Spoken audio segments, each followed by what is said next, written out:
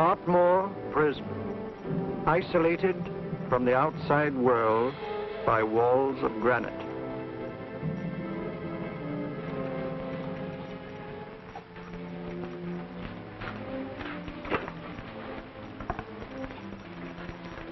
They say you could get out of here by merely telling what you know. You may or may not be another Scotland Yard bloke. But I'll give you the same answer I gave the others. I still have 2 years, 8 months, and 6 days left in which to make musical boxes. That'll be sold at auction for the benefit of this delightful sanctuary. And I intend to serve them.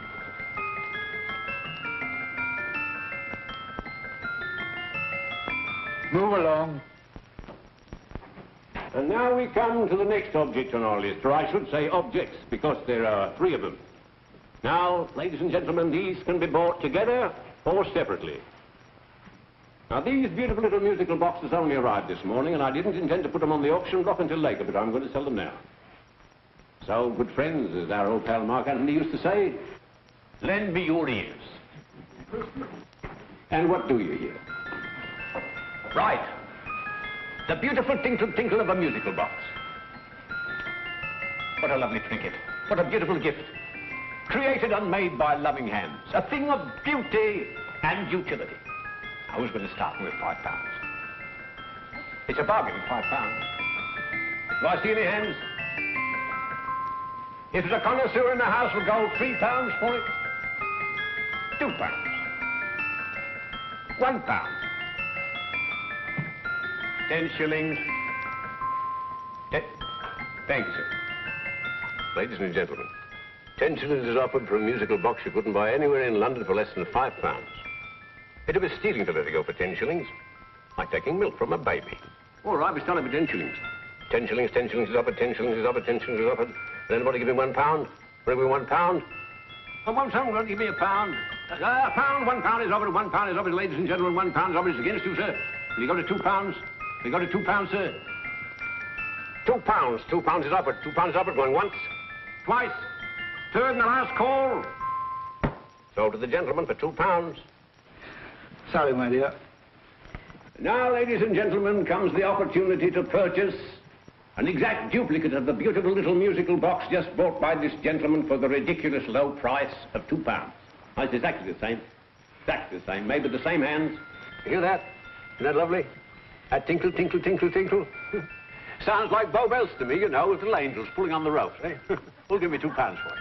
Who's starting with £2? Will anybody starting with £2? Oh, come, ladies and gentlemen. You know, from your enthusiasm, we might all be in Scotland instead of London. Please buy it for me, Daddy. £2, certainly not. We all might be in Scotland. Besides, I don't like his manner. £1, 10 shillings. £1. £1 is ours. £1 is offered. £1 is offered, going £1. Any advance? Going once, going twice, the third and the last call. Sold to the lady for £1. Smart bidding, my dear. Thank you. We come to the third and last of these beautiful little musical boxes. Exactly the same. Tinkle, tinkle. Isn't that lovely? Ladies and gentlemen, I don't bring you here to gull you and swindle you. This is the exact replica of those 2 I just sold before.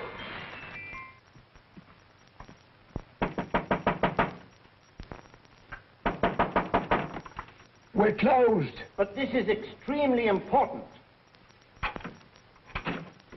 Come in, sir, come in. I'm sorry to disturb you, but I was unfortunately delayed from arriving in time to bid on certain articles which I was rather anxious to obtain. Or perhaps they weren't sold, sir. We are carrying several things over. What might the articles be, sir? 3 identical musical boxes, about so large. Oh, I'm sorry, sir, but they were sold. Pity you weren't here to bid on them. They didn't bring anything like the real value. I'm most anxious to obtain them. I wonder if your records would show who the purchasers were. Oh, we don't usually give out that information, sir. For certain, shall we say, sentimental reasons, I'm most anxious to get in touch with the purchasers. I'd be willing to pay, shall we say, £5. Well, for certain sentimental reasons, sir, we'd be very happy to oblige. Alfred, today's sale. The 3 musical boxes. Musical boxes? Oh, here we are. The first purchase for £2 from Mr. Julian Emery, 52 Portman Square. Write this address down, Alfred. Yes, sir. Second didn't leave any name. Oh, how unfortunate. I think she's a dealer. You see, they don't like us to know where the things are going. On account of the profits. You say the second purchaser was a woman. Can you give me a description of her? Oh, she was a young woman. Fairly tall, slender. Had a light complexion and dark hair, and she was wearing A grey suit, don't you remember? That's right. She probably runs a gift shop. She paid £1. You say she comes here fairly frequently? No, I didn't say so. But she does, sir. Like as not, she'll come in on Thursday. We have sales on Mondays and Thursdays. Oh. And the third box? The third, Mr. William Kilgore, 143B Hampton Way. For 10 shillings. Quite a drop from £2. Mr. Kilgore was a Scotchman. Oh. Thank you. You've been most helpful. Oh, thank you, sir. And any time you're passing, dropping, we always have lovely things for sale. Our card, sir? Thank you. I'll be back Thursday.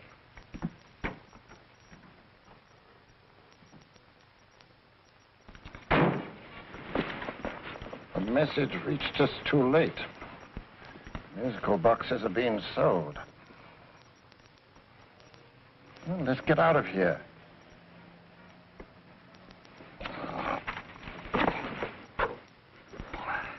Someday you'll go too far. Reaching for a star, you fool. Yet a fool may touch a star, Colonel Cavanaugh, if he but reach high enough. But not possess it as you would. The musical boxes, they're being sold. What a pity for you, my dear Colonel. Is it my fault that the message reached us only an hour ago? Is it my fault that they were sold? You can't hold me responsible for that. Hope for your sake you're right.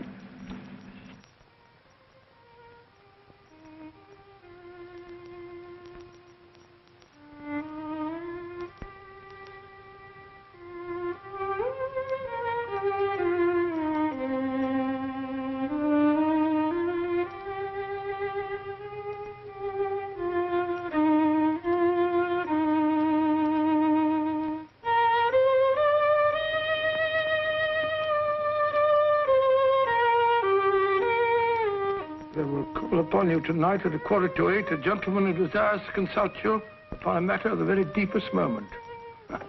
Remember that letter, Holmes? It was written over 2 years ago. An interesting case. Devilishly interesting. Irene Adler. What a striking-looking woman from the brief glance I had of her. Seems only yesterday. What charm. What poise. And what a mind. Sharp enough and brilliant enough to outwit the great Sherlock Holmes himself. I take it the new issue of the Strand magazine is out, containing another of your slightly lurid tales. Indeed. What do you call this one? I call it A Scandal in Bohemia. Not a bad title, eh? If you must record my exploits, I do wish you'd put less emphasis on the melodramatic and more on the intellectual issues involved. More on the what do you mean by that? Well, I do hope you've given the woman a soul. She had one, you know. By the woman, I suppose you mean Irene Adler. Yes. I shall always remember her as the woman.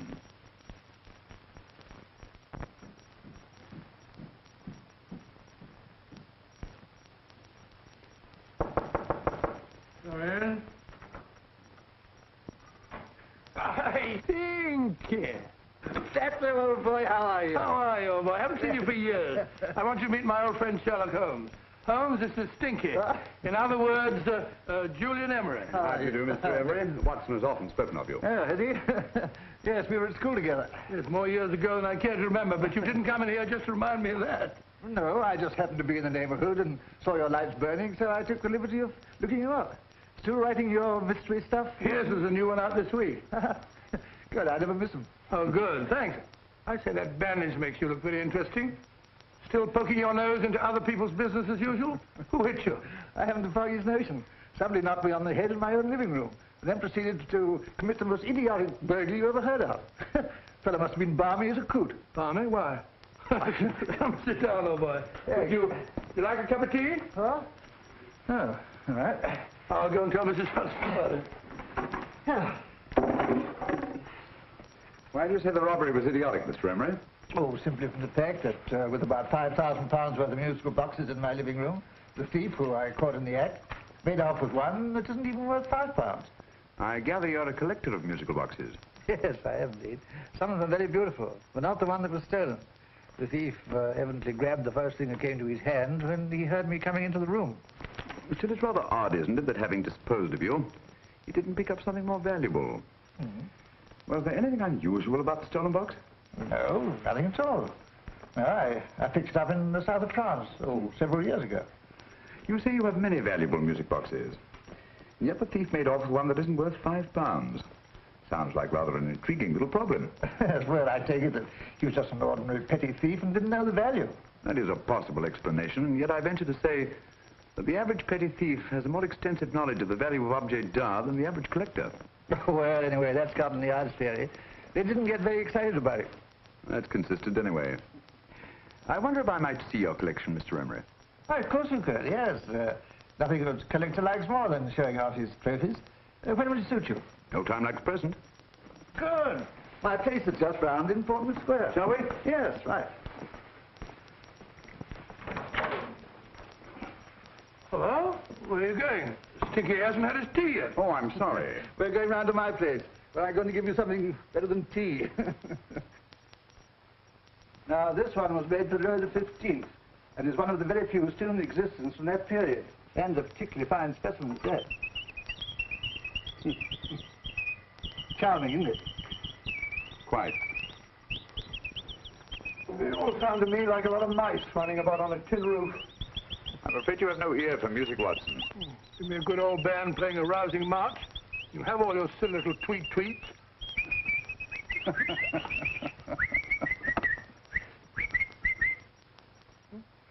Another room. Is this one?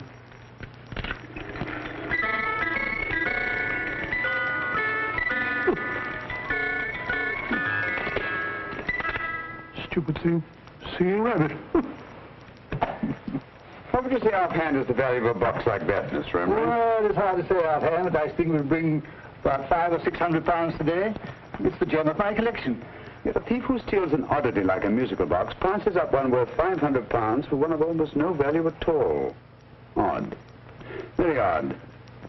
What was a stolen box like, Mr. Emery? Oh, just a plain wooden box about so big. Mm-hmm. As a matter of fact, I have one over here almost exactly like it. I picked this up yesterday at an auction room in Knightsbridge. Paid only £2 for it. Of course, I wouldn't in the ordinary way add one like this to my collection, but the tune intrigued me. I'd never heard it before.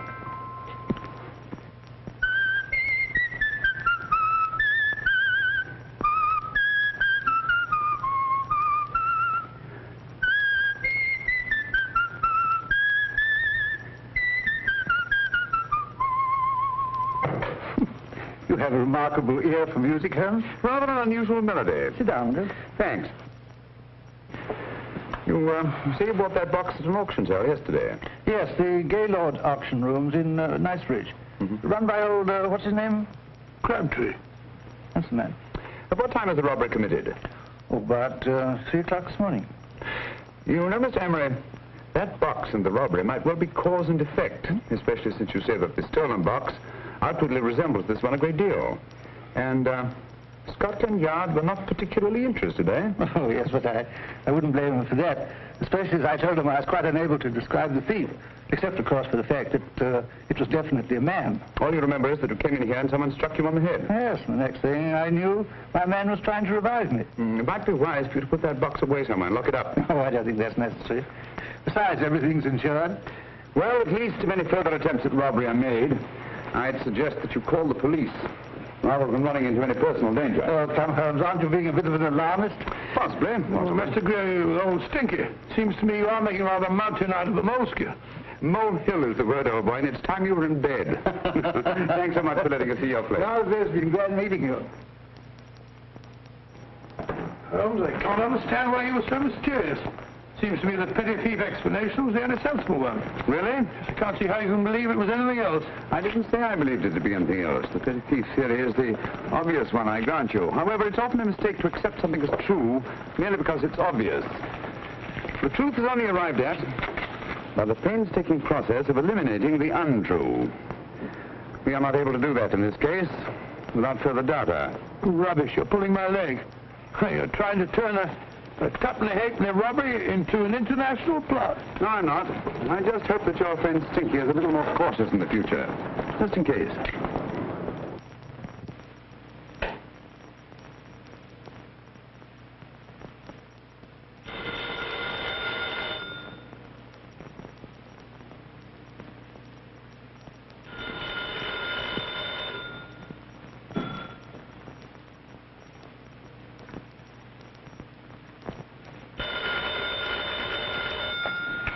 Yeah? Yeah? Julian Emmerich here. Who? Of course I remember you, Mrs. Courtney. Yes. Yes, you're the one bright spot at their appallingly dull affair of Lady Sansa's. Huh? Of course it isn't too late to come around. Yes, I shall be delighted to give you a drink. I tell you what, come straight up and I'll leave the door unlatched. Right, well, 15 minutes? Good. I shall be counting each moment. No, I mean that, really. Right, goodbye.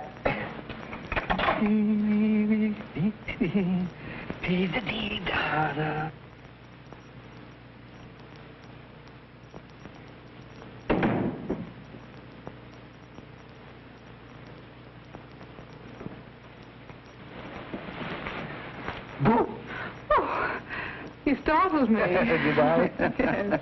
Must be the pixie in me. I know I shouldn't have called you so late, but I was at a party just around the corner, and I remembered your invitation to see your collection of musical boxes. My dear Mrs. Courtney, the pleasure is all the greater for being so unexpected. My friends call me Hilda. Thanks. Mine call me Stinky. Stinky, how quaint. Oh, what a perfectly wonderful collection of musical boxes. You know, when you told me you had a collection, I had no idea it was so attractive. Yes. They appeal to the ear as well as to the eye. Oh, what a plain little one.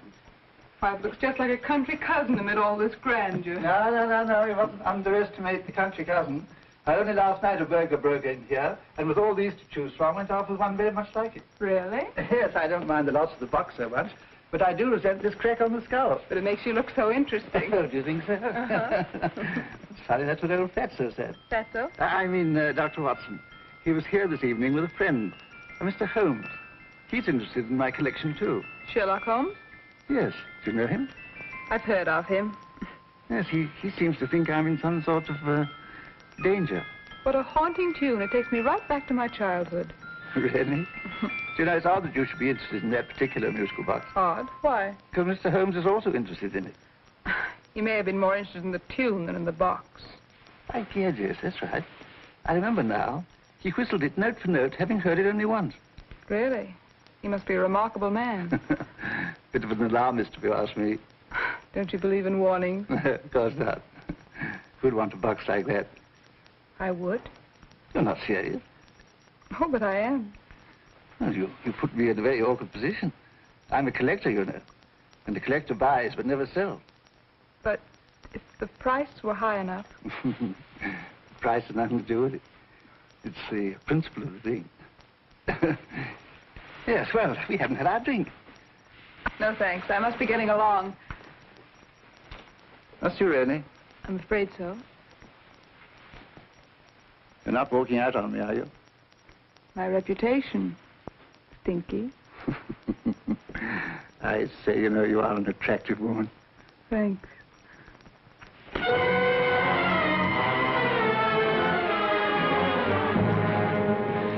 You fool. I told you to wait outside. What did you have to kill him for? All I had to do was walk out with this. He held you in his arms. Don't touch him. Don't touch anything. Now get out. I'm sorry. You're sorry. What about me?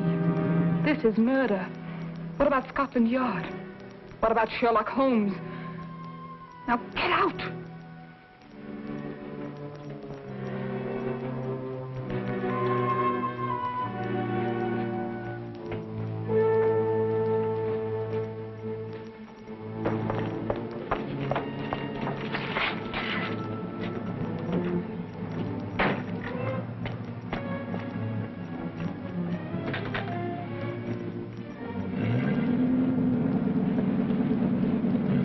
get it? Good. Did you have any trouble with him? Just a matter of murder. Ah, Mr. Holmes. Hopkins. Thanks for coming so promptly. Inspector Lestrade suggested that I call through to you. Mr. Emery was a client of Mr. Holmes, Inspector. Indeed. You didn't mention that when I telephoned you, Mr. Holmes. Well, not exactly a client, Inspector. Sergeant Thompson? He was killed between the hours of 11 and 2 o'clock this morning, Mr. Holmes. Must have been someone he knew, someone of whom he had no suspicion. Poor old Stinky. It's all my fault. I should have prevented this. Well, it's no time to start talking about that now, Doctor. Apparently it's gone. That's the second attempt on the musical box that Emery bought at the auction sale. And this time it was successful. But that box was only worth £2. It was worth a man's life, Watson. I think we'd better pay a visit to Gaylord's auction room and that fellow Crabtree. Inspector, may I suggest that you make a complete search of this flat for a small, plain, musical box about that size? Thank you. Come on, Watson. You say the first box went to Mr. Julian Emery. The second to Mr. Kilgore, 143B Hampton Way. And the third to the unidentified young lady who presumably has a shop and lives near Golders Green. That's right, Mr. Holmes. Isn't it rather strange, Mr. Crabtree, that you should have had 3 identical musical boxes all playing the same tune? Where'd they come from? Dartmoor Prison. Dartmoor? Yeah, we get a regular shipment from there every month. The inmates manufacture them. Well, they make all kinds of things, you know, pipe racks, waste paper baskets, musical boxes. Did you happen to notice if anyone showed any particular interest during the auction in the purchasers of these 3 boxes? Oh, come now, Mr. Crabtree. This is very literally a matter of life and death. Well, since you put it that way, Mr. Holmes, there was a gentleman came in here about an hour after closing time, and he was in an awful state, he was. He gave me £5 to tell him where the boxes had gone to. He said they had a sentimental value for him, sir. Expensive sentiment. Can you describe him? He was tall, distinguished looking, and he had grey hair and a moustache. He was quite a gentleman, sir. What was his reaction when you were unable to supply him with the address of the young lady who owned the shop? I told him the young lady usually come back on Thursday. He said he'd come back on Thursday. Now, that's tomorrow. Thank you, Mr. Crabtree. You've been very helpful. Thank you. Come along, Watson. Where are we going now, Holmes? To the home of Mr. Kilgore, the man who bought the third box.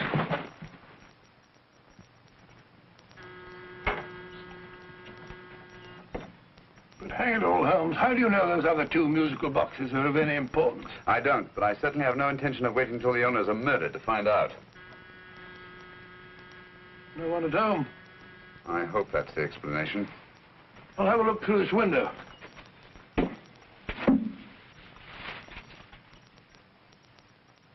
Doesn't seem to be anyone there. The whole place seems deserted as far as I can see. Yes. Mr. and Mrs. Kilgore at home?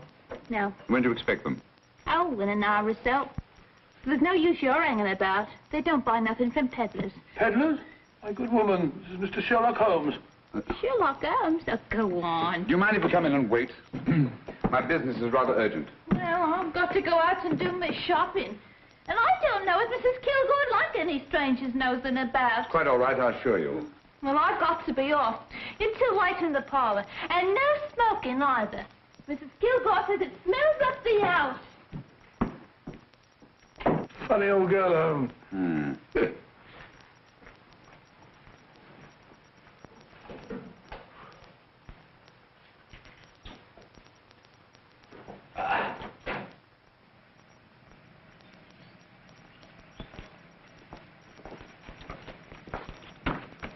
Park Lane. Park Lane? And what would the likes of you be doing in Park Lane? Now, don't worry about the fare, Ducky. If you know how to get to Park Lane, up it.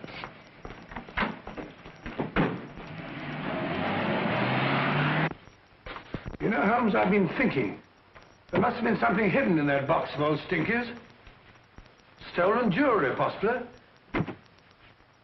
What's up, Holmes? Listen.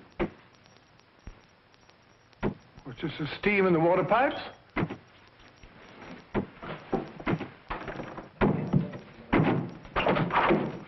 Watson! Great Scott! Come on, Holmes. Get on the chair here. It's all right, my dear. There. Now, don't worry. It's all over. There you are, dear. Don't cry anymore. She tied me up and shut me in the cupboard. I know. She won't come back. Did you show her your new musical box? Yes, she said she wanted to hear it play, and as soon as I showed it to her, she grabbed hold of it. I know. Now, don't worry. We'll buy you a new musical box. Yes, my dear, the best one in London. Watson. Oh, what a fool I've been. What do you mean, Holmes? She took the musical box out of this house in that market basket, right under our very noses. Why could the Kilgore charwoman want to take the music box? She isn't a Kilgore charwoman. She's a consummate actress. An extremely clever, unscrupulous woman who will stop at nothing. Take care of the child, will you, Wolfler, till our parents get back. Explain everything to them. Of course I will. But, Holmes, where are you going? Somewhere, somehow. I must get to the young lady who bought that third musical box before our opponents find out. I only hope that I won't be too late. Oh, no. No, darling, you mustn't cry anymore. Now, cheer up. Would you like to hear old Uncle make a noise like a duck?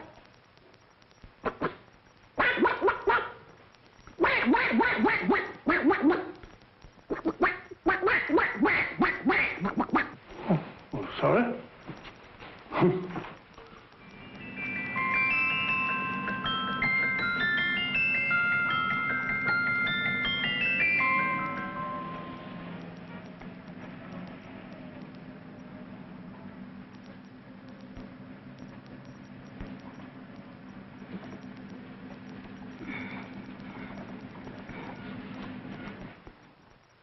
Now, ladies and gentlemen, how much am I offered for this beautiful lace Dresden china figurine?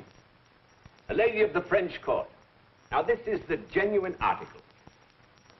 What a beautiful ornament for your mantelpiece. Or you could use it as a centerpiece on the dining room table. Now, will somebody start me for £10? Will somebody start me for £10? £8? £7? All right, £5 is offered, £5 is offered, £5 is offered, £5.10, £5.15, £5.15. £6 is offered, £6, going once, going twice. The third and the last call will be all done. Sold to the lady from Twickenham for £6. Next, we have a real museum piece, ladies and gentlemen. A fine 19th century doll. A costume and exact replica of the holiday clothes worn by the Hungarian peasant women. Now, ladies and gentlemen, an article like this would cost you from £15 to £20 in a West End shop. I'm not going to ask for anything like that. Who'll give me £2 for it? £2. Anybody offer me £2? £2 for the Hungarian? £2? £1. What?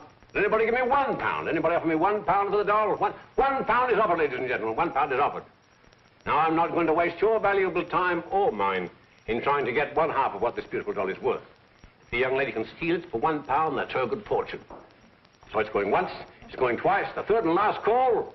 Any more? Sold to the young lady for £1. And now, ladies and gentlemen, may I draw your attention to something which may be a great surprise to you, worthy of any collection. The only other one like it is in the British Museum. It's a Ming vase of the 7th dynasty. This vase lay in a large collection somewhere outside Rome for over 2 centuries, I understand. It was discovered there by the noted antiquarian Sir Andrew Coppleston. Now, some of you may remember Sir Andrew Coppleston. Besides being a noted traveler and antiquarian, he's also a gentleman rider.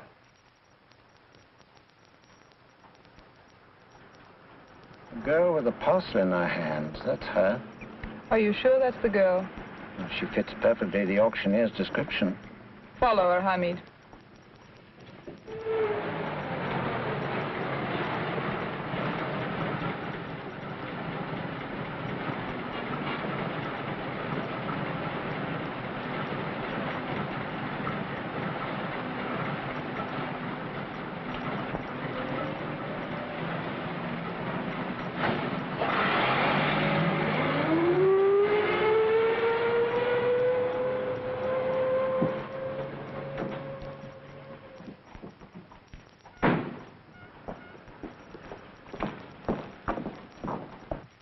Lovely, dear. And only £1.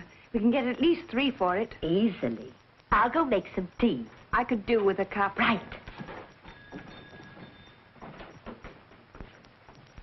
Good afternoon. Good afternoon. I'm looking for a birthday gift for a 7-year-old girl. What would you suggest? We have some lovely dolls. Now, this Hungarian I think she has enough dolls already. Books are always welcome. Well, I'm looking for something a little different. Oh, that's rather cute. What is it? Well, that's a musical box. Children always love them. And this is an exceptionally nice one. It plays many tunes.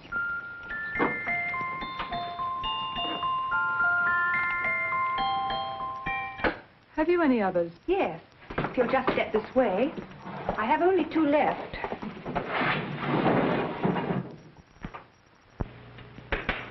Oh, nice.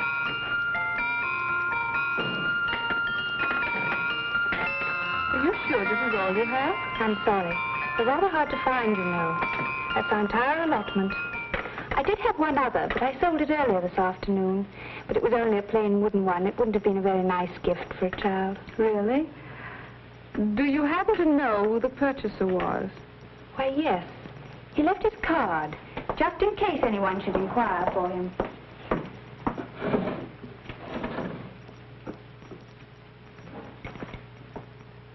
How interesting. I'm sorry, but I'm afraid I'll have to look a bit further. Thank you anyway. Good afternoon. Thank you.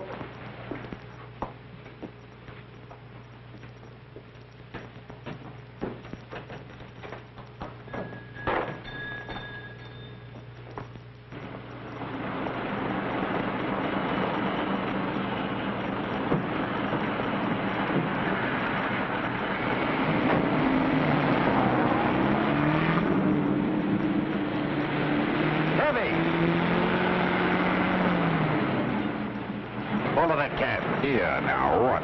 Scotland Yard. Hop in.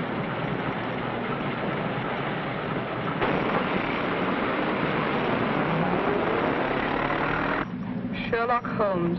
I might have known. We thought we were the hunters, instead of which we're the hunted. We've been fools. We played right into his hands. Of course. He's had us followed. Don't look. The man in front of the toy shop. Hamid. Turn sharp right at the next corner and again at the next.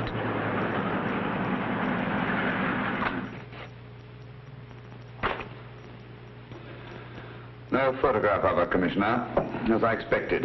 She's not a known criminal. But how do you expect to know if you do find her? After all, she was disguised as a charwoman. Don't worry, old fellow. If I ever see her again, I'll recognize her. Well, it won't be long till we know who they are and from where they operate. Who's covering them? Sergeant Thompson's following them, sir. They won't get away from him. He's a good man.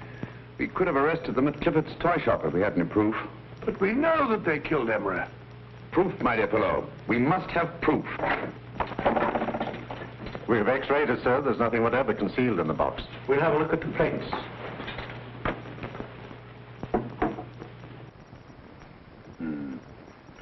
There must be some clue. And it's probably so obvious that we've all overlooked it. Seems to me we're up against a bunch of lunatics. Not lunatics, my dear fellow. Extremely astute, cold-blooded murderers. What can these little musical boxes have in them that's so important? Don't forget, they were made in Dartmoor prison. You can smuggle stuff into prison, but not out. You want us to break the box apart, sir, to see if there's anything the X-ray hasn't caught? No, not yet. Do you mind if I take it? Certainly. Thanks.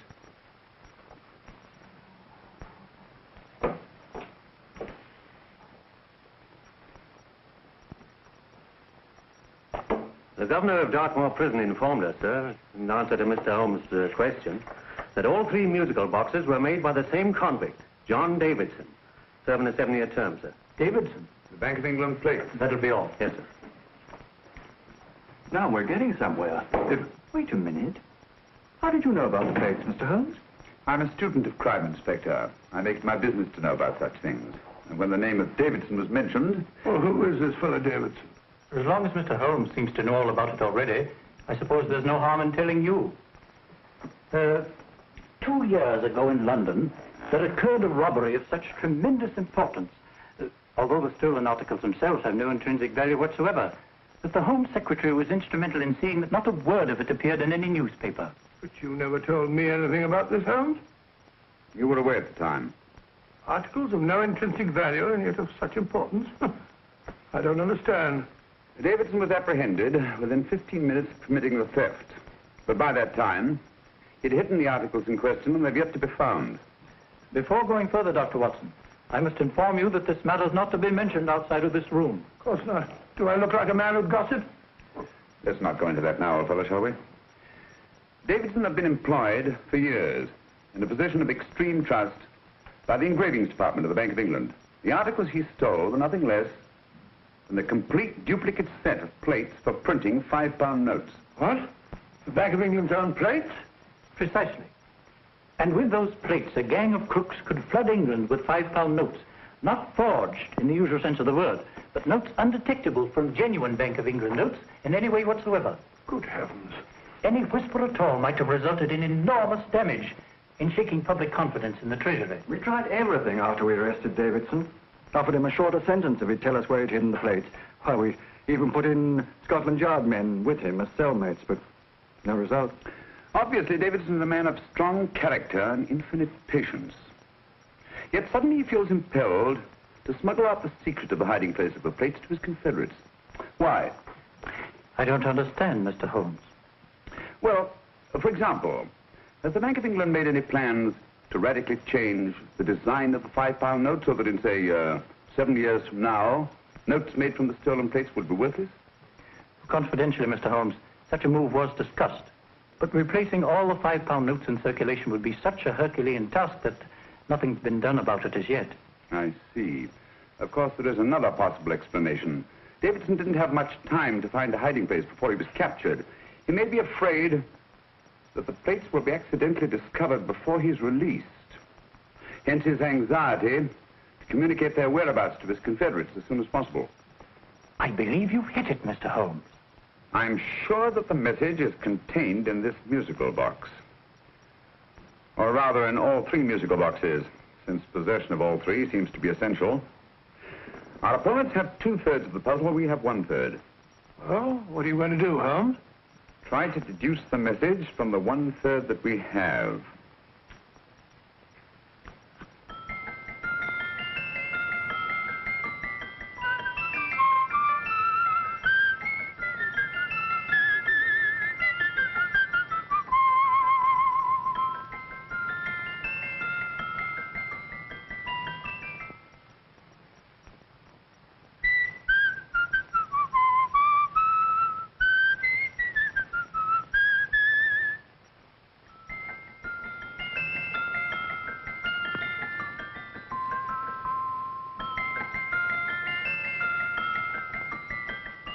It's the same tune as the one played by Emery's musical box.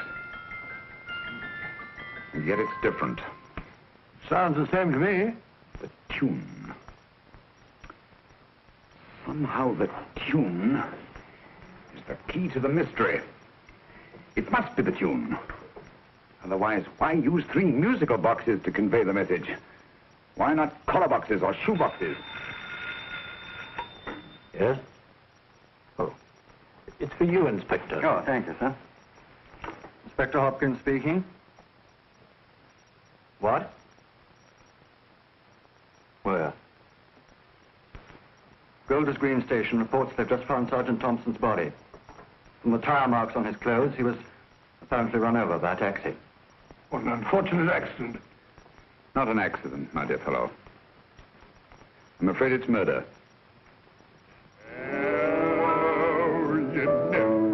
Just who you're going to meet when you're walking down a busy London street.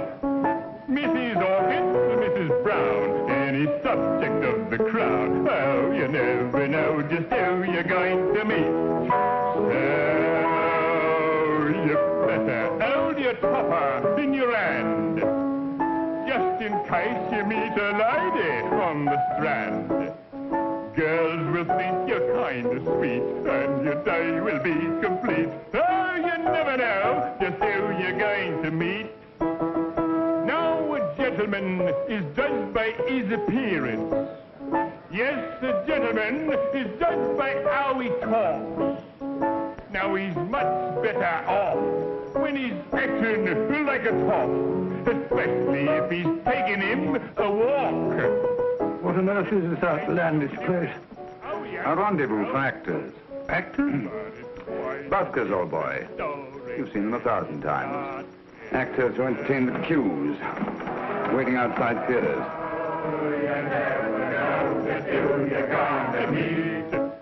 When you're walking down a busy London street, so you better wear your best, tell the time to look your best, 'cause you never know till you're gonna meet. Oh, you better keep your manners right in view, just in case the lie you give the how you do. Keep your trousers in a pleat, shine your shoes and keep them neat, 'cause you never know just who you're gonna be. Blimey. Mr. Holmes. How are you, Joe? Never met him. And yourself? Fine, thank you. I want you to meet a friend of mine, Dr. Watson, Joe's sister. Oh, well, any friend of Mr. Holmes is a friend of mine. Hi, Joe. He did me a good turn once that I'll never forget. Yes, I cleared Joe of a most unpleasant charge. Murder, no less. Really? By proving to the satisfaction of the police that he was busy at the time blowing open someone's safe. That's right, Governor. Good gracious me. Joe, now you can help me. Come on, buzz off, buzz off. Come on, up it, up it. Can't a gentleman have some peace and quiet around here? And you too. There you are, Mr. Holmes. Now we can have some peace and quiet around here. Thank you, Joe. There's £5 in this for you. Well, I wouldn't want to take it on myself, sir. But I can get somebody to do it for you for half of that. You don't know what the job is yet. For £5? Murder, ain't it? What? No, Joe, not murder, just music. I want you to identify a song for me. Oh, there ain't a song that's been written that I don't know. That's why I came to you. Of course, the violin is more my instrument, but, oh, well, here we go. Now listen to this, Joe.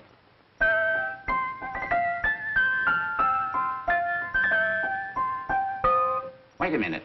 You're playing that wrong. That should be E natural, not E flat.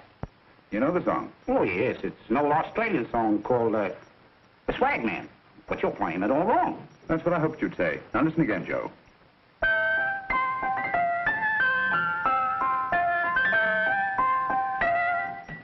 That's the same tune, all right.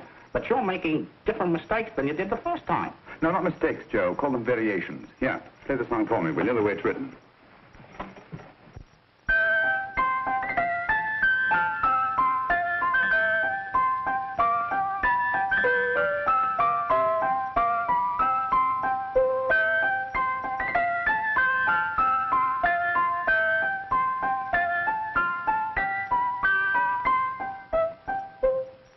There you are.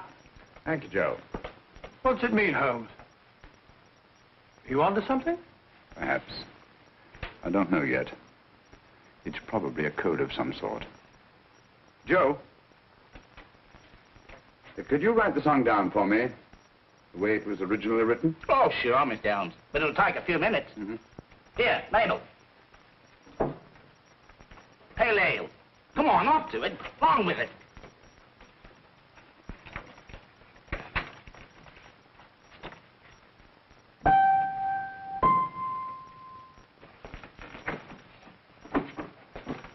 Well, obviously it isn't the lyrics.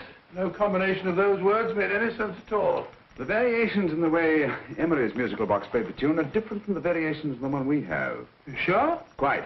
You see, I took the trouble to memorize the tune as played by Emery's box that night we were with him in his flat. Holmes, you amaze me. Elementary, my dear fellow. One of the first principles in solving crime is never to disregard anything, no matter how trivial.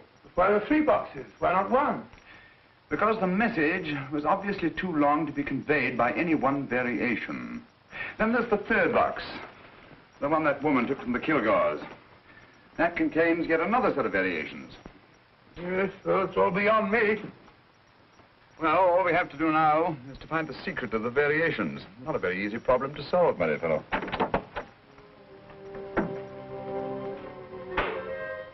Hello. What's up? We've had company. I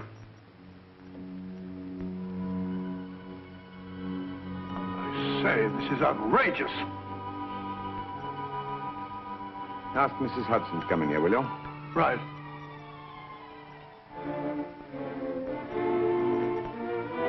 Mrs. Hudson? Yes? Oh, there you are. Will you come up here at once, please? Oh, coming, sir.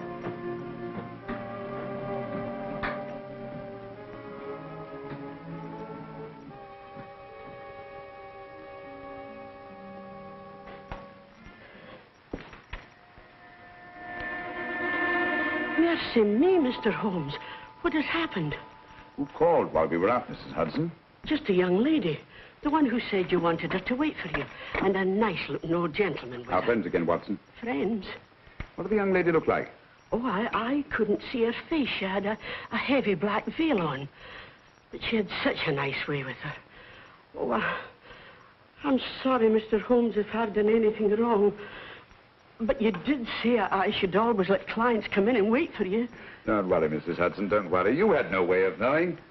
It's quite all right, quite all right. Now, don't worry, Mrs. Hudson. Don't worry. Where on earth's the musical box? They didn't get it. Didn't get it? Where is it? It's in your hand. Huh? In that biscuit jar.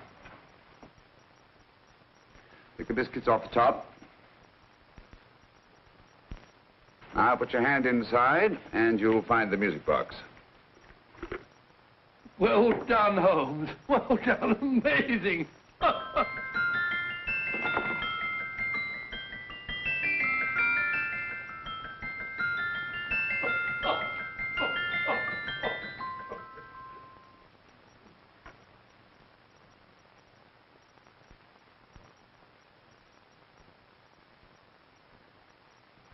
Whew. Nice fresh smell. Like a pub after closing time.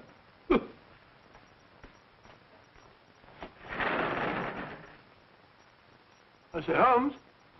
What? This morning. Allow me to congratulate you on a brilliant bit of deduction.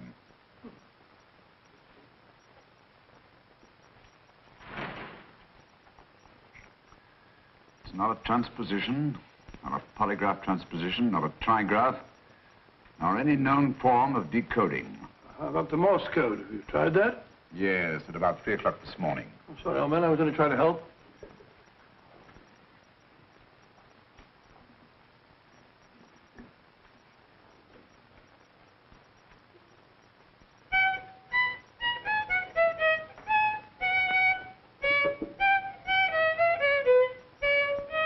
Oh, do me a favor.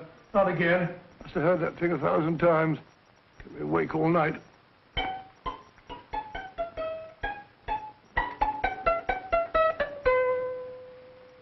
Not a very distinguished composition, I grant you. You know perfectly well I don't know one tune from the other. When I was a kid, my people tried to have me taught the piano. I've always felt sorry for that old teacher of mine. The poor old girl finally reached the point of numbering the keys for me. 1, 2, 3, 4. Even then, I never progressed beyond it. Numbering the keys, Watson. The 19th key of the keyboard is the 19th letter of the alphabet. S. Here. Write it down when I give it to you, old fellow, will you? First altered note. Write S first. Now, the 8th key is H. The 5th key, E. The 12th key, L. The 6th key, F. S-H-E-L-F. Shelf. Your piano lessons were not in vain, old fellow. You've solved it. Thank you. Thanks, old bean. Oh, Liz. We now have 2/3 of the message. Behind books, 3rd shelf, secretary, Dr. S. Presumably, these are the first and second portions of the message. And this gang has the first and third parts of it. Precisely. Then it's a stalemate? Yes, Commissioner, but we can't leave it like that. There's no doubt in my mind that they'll try to secure our third of the message that's missing. Well, I assume you've taken every precaution to guard the Clifford music box. Oh, yes, it's carefully hidden at Baker Street with Dr. Watson on guard. However, I'm reasonably certain that, difficult as it may be, we can find the plates even without the missing part of the message. Behind books, 3rd shelf, secretary, Dr. S. Well, outside of the fact that Davidson hid the Bank of England plate somewhere in London, Mr. Holmes, I don't see that we've progressed at all. Allow me to point out to you, sir, the key words, Dr. S. It looks as if the plates were hidden in the house of the doctor. Whether S stands for his first or last initial remains to be determined by a process of elimination. Well, there must be 10,000 doctors in London with S for a first or last initial. Precisely. And every one of them will have to be questioned in person. That's why I say this is a task for Scotland Yard. It's a task, all right. But Scotland Yard has searched worse haystacks and found a needle.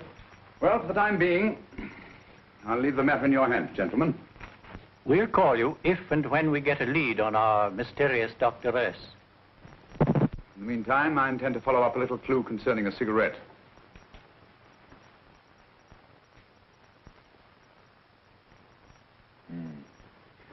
You're certain of the identification of the tobacco?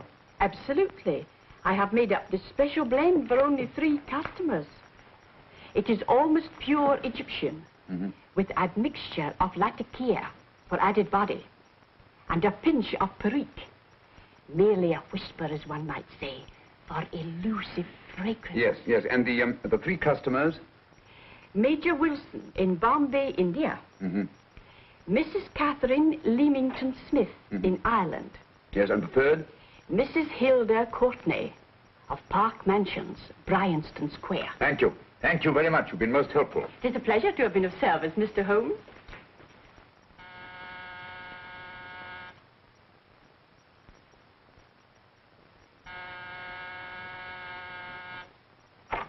Yes? Mrs. Courtney? Yes. My name is Sherlock Holmes. Oh, do come in. Thank you. I've heard of you, of course, Mr. Holmes. I believe we have a mutual friend in Sir Edward Brookdale.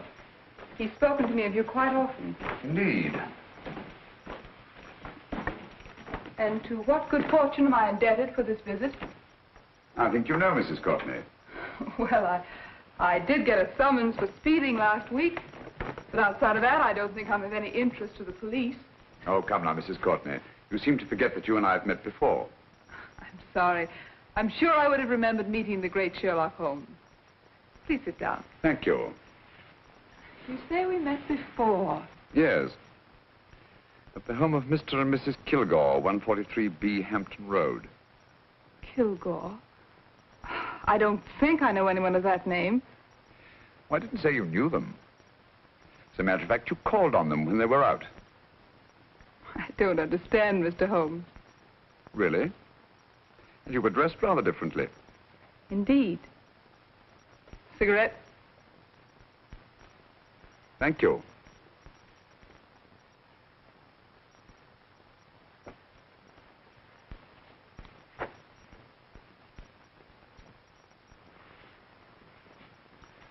Thank you.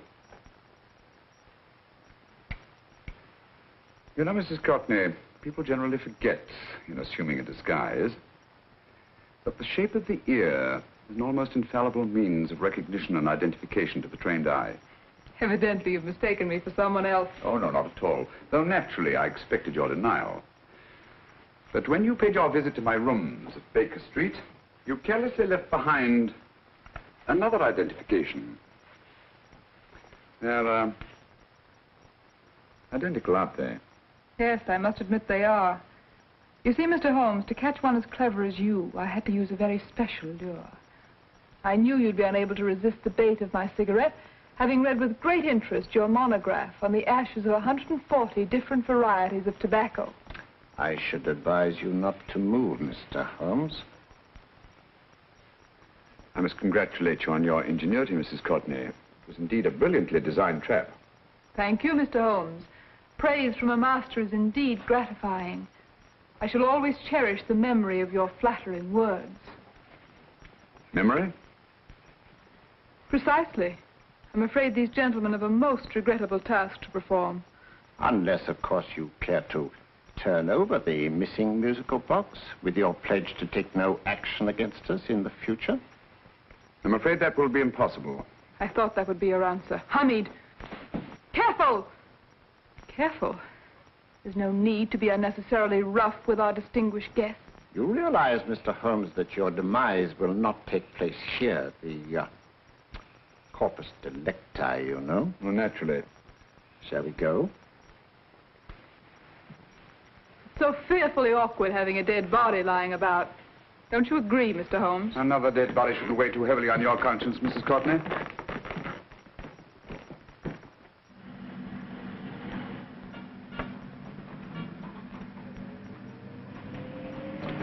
You mind if I have a cigarette? I don't see why not.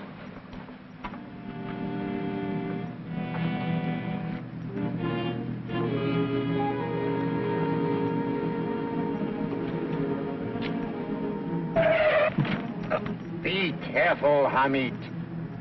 It's the brakes, they bind. Thank you, Colonel Kavanagh. It's very considerate of you.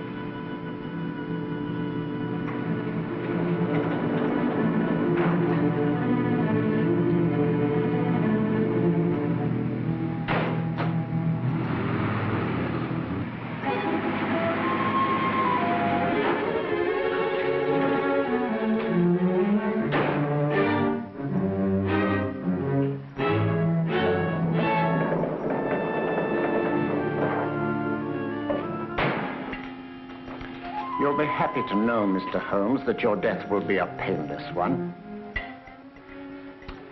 Hamid, attach this to the motor of the taxi. That little attachment, my dear Mr. Holmes, contains the deadly fluid known as monosulfide. The Germans use it with gratifying results in removing their undesirables.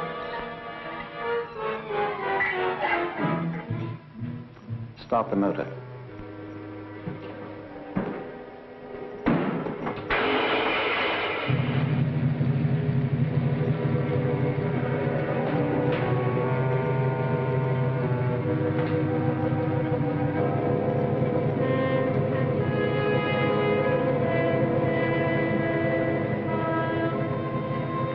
Tape his mouth.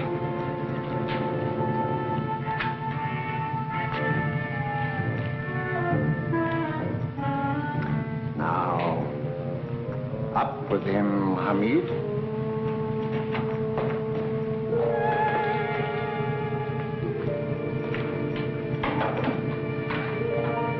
You find yourself like Muhammad's coffin, Mr. Holmes, suspended between heaven and earth.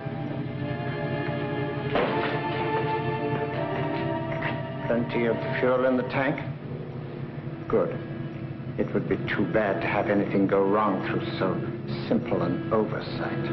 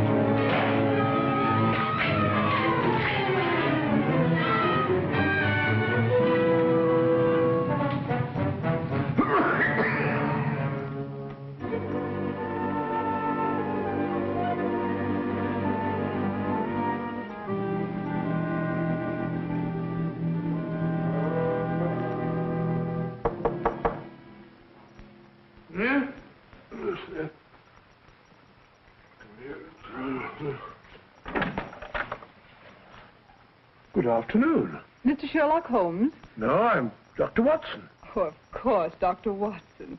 How stupid of me. Oh, so stupid of me. Won't you come in? Well, I really came to see Mr. Holmes. Oh, I'm afraid he's out. I don't know when he'll be back. Perhaps there's something I can do. Won't you sit down? Thank you. You know, Sherlock Holmes and I have been engaged on a great many cases. Oh, really? Yes, indeed. As a matter of fact, this very moment, we're involved in one of the most baffling... Oh, well, won't you tell me your trouble, and I may be able to help you. It's very kind of you, Dr. Watson. Perhaps if I wouldn't be imposing too much. Imposing? Oh, there's no imposition at all. A pleasure, I assure you. Now, tell me all about it, Miss Williams. Mrs. Williams. I live in Surrey, Dr. Watson, and I've come up to London in sheer desperation. My only sister has disappeared, and the local police seem utterly unable to find her. Well, Holmes and I solved a case exactly like that once. Very interesting as far as I remember. I call it the adventure of the solitary cyclist. Oh, sorry. Now I come to think of it, it wasn't so very similar. Entirely different. I don't think what I was saying. Where were we? She's only 17, Dr. Watson, and until she disappeared last Thursday, she seemed to be in the best of spirits. Well, possibly a romantic entanglement? Oh, no, nothing of the sort. She left no note, didn't even pack a bag, no explanation. She just started to walk to the village from our house in broad daylight and simply vanished from the face of the earth. Oh, there. Might I have a glass of water? Glass of water. Have one in 1 minute.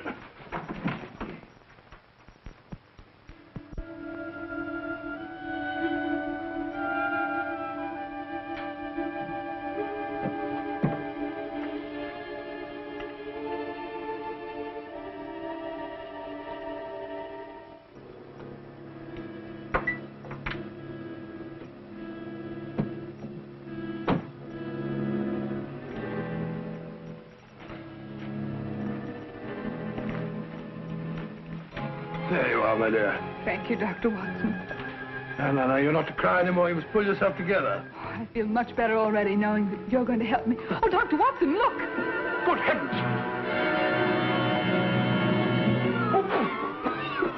Get through the fire brigade, quickly! Haven't you a fire extinguisher? By George, we have in the kitchen.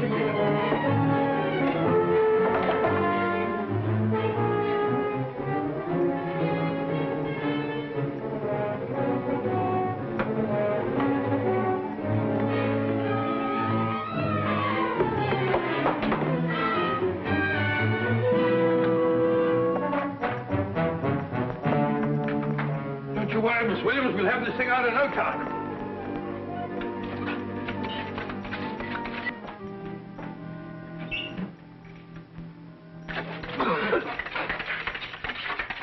That's got it.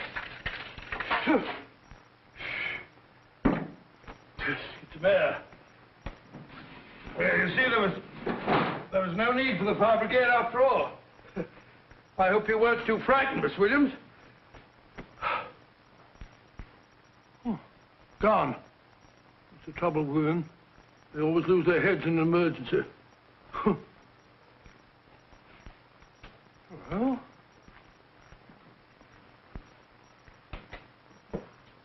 a musical box. Great Scott! Miss Williams!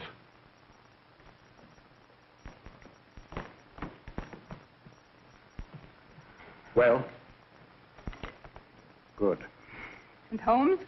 By now, Mr. Holmes has no doubt exchanged his violin for a harp. Always assuming that heaven is his destination. And now that we have the missing musical box.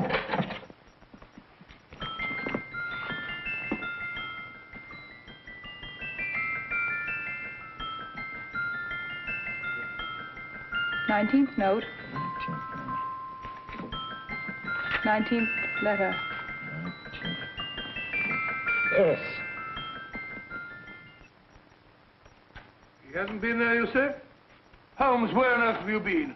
I've been trying to get you at the club, at Scotland Yard, all over London. You're looking for me in the wrong places. Holmes, terrible things happened. I've been duped.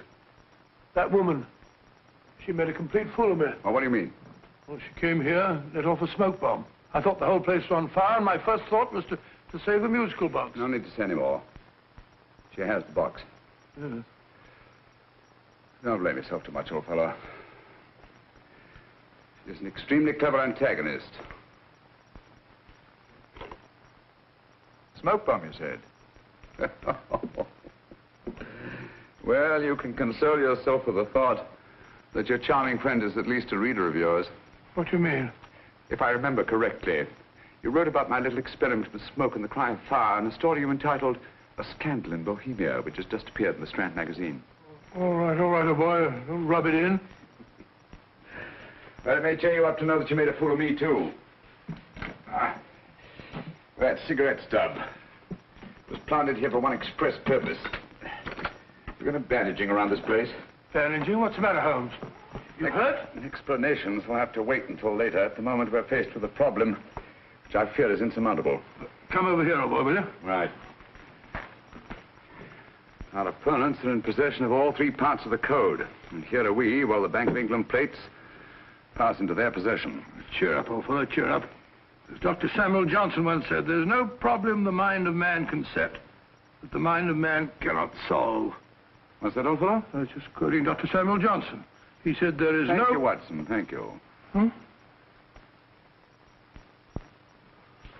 Leaving the front reception room, we come into the main hall, where Dr. Johnson was in the habit of passing through to have his meager meals in the dining room opposite, in company with his friend and biographer, James Boswell.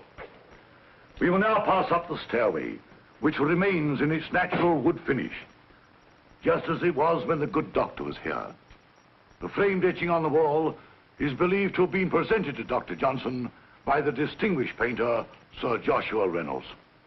I've been told here that that picture was given in by Mrs. Thrale, and it's definitely not a Reynolds.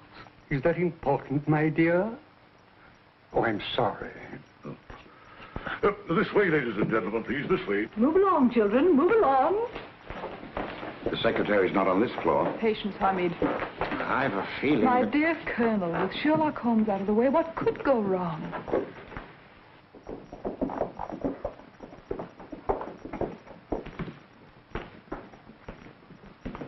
And here we have the Garrett Library, in which Dr. Johnson wrote his famous dictionary, and in which you will see also many of the great man's books and other items of interest. Step forward, ladies and gentlemen, please, step forward. Standing in the corner is the secretary, which contains many of the original works by the literary genius. On this table, Dr. Johnson's cat, Hodge, used to sleep while his master worked. A strange thing about this cat, ladies and gentlemen, was its love of oysters.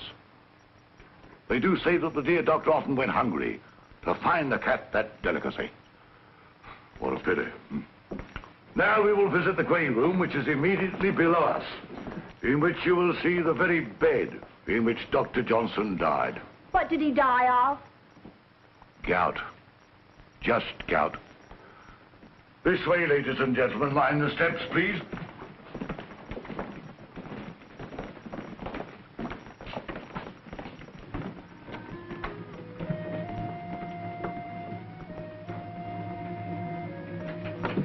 Your keys.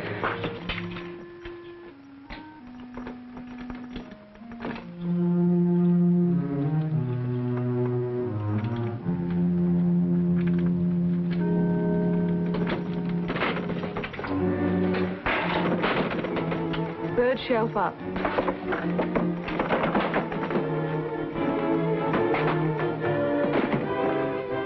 The knife.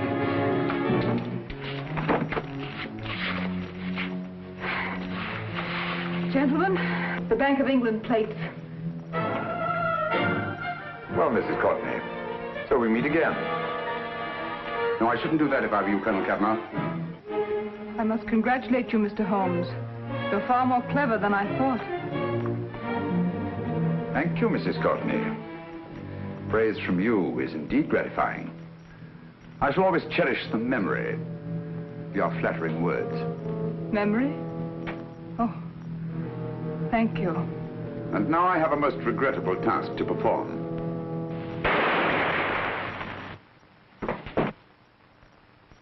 Holmes! Coming, Holmes! Holmes! You all right? Perfectly, thank you, old fellow, but I think this gentleman on the floor requires some medical attention. We must see that he looks his best, you know, when he's hanged. Take them in charge.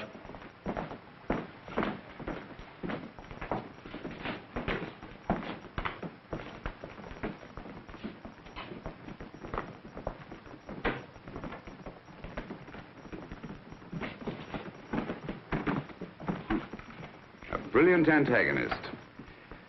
It's a pity her talents were so misdirected. Will you see that these plates are returned to the Bank of England, Inspector? I still don't understand how you solved it, Mr. Holmes. It's entirely due to Dr. Watson. He gave me the clue when he mentioned Dr. Samuel Johnson. Well, congratulations, Doctor. Oh, thank you, Inspector. I don't think I'd have done it entirely without Mr. Holmes's help, you know.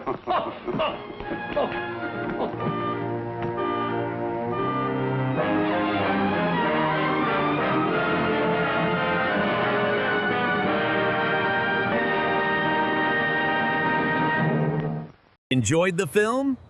Like, subscribe, and don't be a stranger.